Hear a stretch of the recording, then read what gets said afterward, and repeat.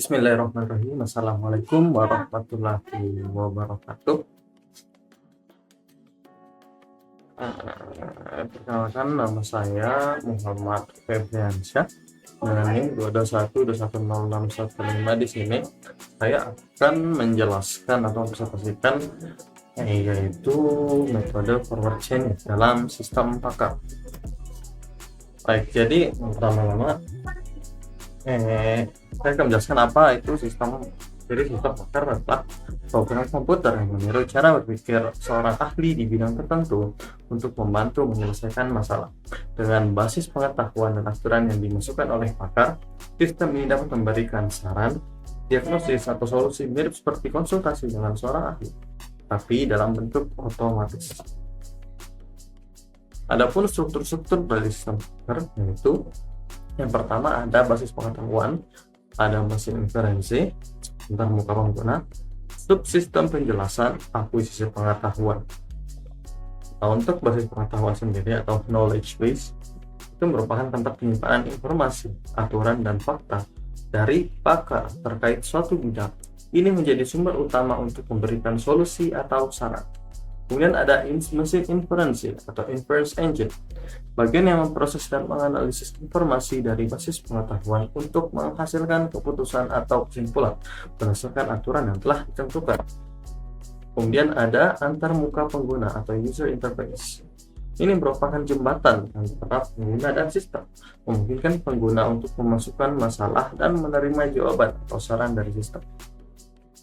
Selanjutnya ada subsistem penjelasan atau explanation subsystem, memberikan penjelasan kepada pengguna tentang bagaimana atau mengapa suatu keputusan diambil oleh sistem. Dan yang terakhir dari struktur sistem pakar ada akuisisi pengetahuan atau knowledge acquisition, yaitu proses memasukkan dan memperbarui pengetahuan dalam basis pengetahuan agar sistem tetap relevan dan akurat.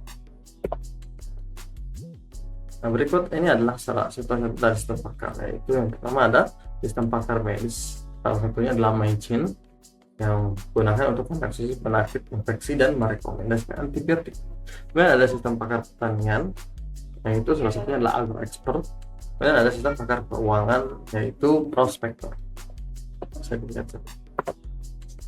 Nah, kemudian kita masuk ke metode forward chaining. Pertama, saya akan menjelaskan apa itu forward chaining. Jadi, forward chaining adalah metode penalaran dalam sistem pakar yang berasal dari fakta-fakta yang diketahui menuju kesimpulan. Metode ini menggunakan aturan-aturan yang telah ditentukan untuk secara bertahap menghasilkan informasi dan fakta yang ada. Kemudian untuk ciri-ciri dari forward chaining, yang pertama, dia memulai dari fakta terlebih dahulu. Proses dimulai dengan fakta yang sudah ada, seperti gejala dalam diagnosis medis atau informasi relevan dalam konteks lainnya. Kemudian ada penerapan aturan.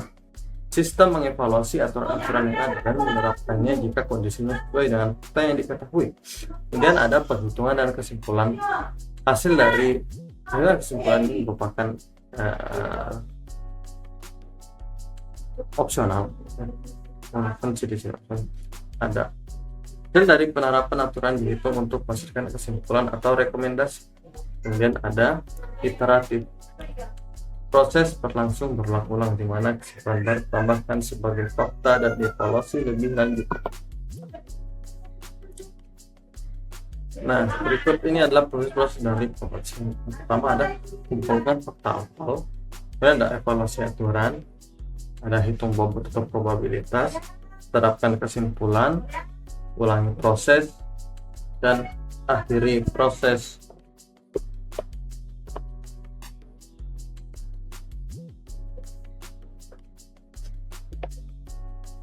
Nah, ini beberapa penjelasan. Pertama ada kumpulkan data awal. Pertama-tama kita harus mengumpulkan semua informasi yang sudah kita ketahui. Misalnya dalam diagnosis medis, fakta awal bisa berupa gejala yang dialami pasien seperti batuk dan demam. Kemudian ada evaluasi aturan. Setelah memiliki fakta-fakta ini, sistem akan melihat aturan yang ada. Setiap aturan memiliki kondisi tertentu yang perlu dipenuhi. Jika fakta yang ada cocok dengan kondisi dalam aturan, sistem akan memberikan langkah berikutnya. Dan ada hitung bobot atau probabilitas. Jika aturan melibatkan bobot atau probabilitas, maka kita akan melakukan perhitungan untuk melihat seberapa kuat hubungan antara kesimpulan. Misalnya, jika batas memiliki bobot 4,3 dan bobot 4,4, kita bisa menggunakan bobot ini untuk mendapatkan total. Kemudian ada terapkan kesimpulan. Setelah menghitung, kita bisa mendapatkan kesimpulan seperti kemungkinan penyakit tertentu. Kesimpulan ini akan ke dalam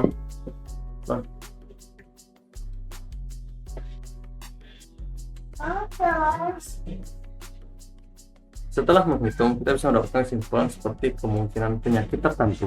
Kesimpulan ini ditambahkan ke dalam kumpulan fakta yang sudah ada. Kemudian ada ulangi proses. Proses ini berlanjut dengan sistem mengevaluasi aturan yang lain berdasarkan fakta-fakta baru yang telah ditambahkan. Kita terus melangkah maju hingga tidak ada lagi aturan yang dapat diterapkan. Kemudian ada akhiri proses. Ketika tidak ada aturan lain yang bisa dievaluasi atau kita sudah mendapatkan kesimpulan yang cukup, proses akan berakhir pada titik ini. Kita akan memiliki hasil yang berdasarkan pada fakta dan aturan yang telah dianalisis.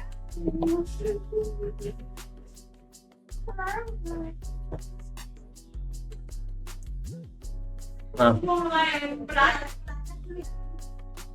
setelah buka video itu loh.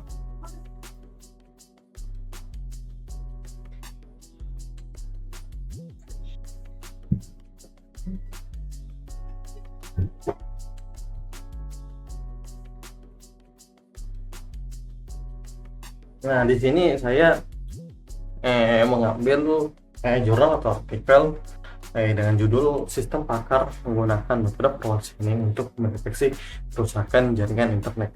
Nah, untuk latar belakangnya sendiri di sini, Mas Kominfotik Sumatera Barat mendukung program sistem pemerintah berbasis elektronik dengan menyediakan layanan internet bagi OPD-OPD di bawah pemerintahan Provinsi Sumatera Barat. Meski memiliki sistem jaringan yang baik, gangguan dan kerusakan pada jaringan internet tetap mungkin terjadi dan bisa mempengaruhi produktivitas pegawai serta pelayanan pada masyarakat. Banyaknya gangguan yang muncul dan kurangnya pemahaman teknis oleh PIC dan OPD, OPD dan pengguna dalam menangani masalah ini membuat dibutuhkan sistem untuk membantu deteksi dan solusi atas gangguan internet. Nah, untuk metode dan penghubungannya, di sini sistem pakar berbasis forward chaining dirancang untuk mendeteksi kerusakan jaringan internet. Forward chaining adalah strategi pencarian yang memulai dari data-data fakta yang tersedia, kemudian menarik kesimpulan yang menjadi solusi dari masalah tersebut. Kemudian untuk pengumpulan data, untuk sistem ini akan melalui wawancara dan observasi yang sangat. Nah, tabelnya bisa kita lihat jelas di sini. Baik, di sini kita bisa melihat beberapa tabel yang berdasarkan dari data-data yang telah dikumpulkan. Ini ada pertama ada tabel gangguan jaringan internet dengan kode penyebab dan nama gangguannya. Di sini ada 18 penyebab. Ya. Kemudian ada di sini juga ada tabel gejala, beberapa gejala yang telah ditemukan dari hasil survei, dari hasil cara dan lain-lain. Nah, setelah itu didapatkan rule atau aturan, tabel aturan berikut yang dimana berjumlah 18. Dengan data-data yang ada, kita dapat membuat satu tabel lagi di sini, dimana tabel ini merupakan gabungan dari 3 tabel sebenarnya, dimana ada penyebab di sini ada 18, kemudian ada tabel gejala yang berjumlah 35 dan berbagai, dan rule-nya juga di sini. Untuk pada gejala 1 dia akan terindikasi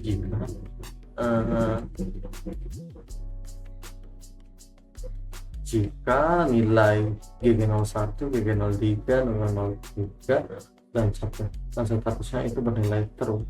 Dan dimana di sini setelah mendapati seperti ini, masih lama? Mau rekam Pak?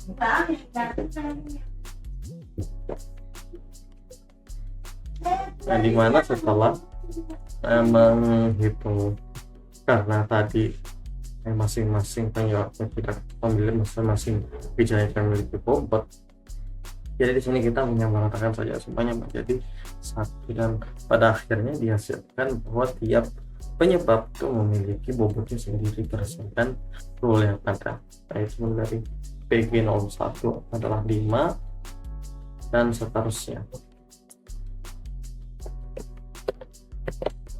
Setelah aturan dan beberapa gangguan dan telah dihasilkan dan dilakukan, nah, di sini maka dapatkan hasil pengujian yang dimana pertama ada tingkat akurasi mencapai 100% pada dokumen data uji.